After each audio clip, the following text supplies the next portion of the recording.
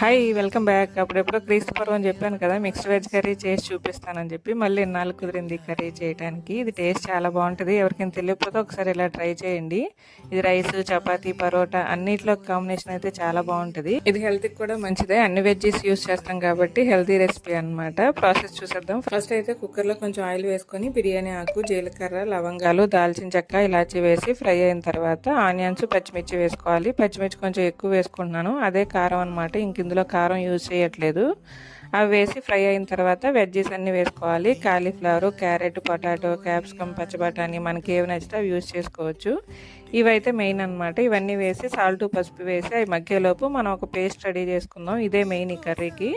Mixie జార్లో కొంచెం అల్లం, వెల్లుల్లి, ధనియాలు, జీలకర్ర, గసగసాలు, జీడిపప్పు, పచ్చి కొబ్బరి వేసి పేస్ట్ చేసుకోవాలి. ఈలోపు ఆ వెజ్జీస్ అన్నీ ఉడికిపోతే ఈ పేస్ట్ వేసి ఇంకో 10 మినిట్స్ ఉడికించుకొని ఫైనల్గా కొత్తిమీర, కరివేపాకు వేసుకుంటే కర్రీ రెడీ.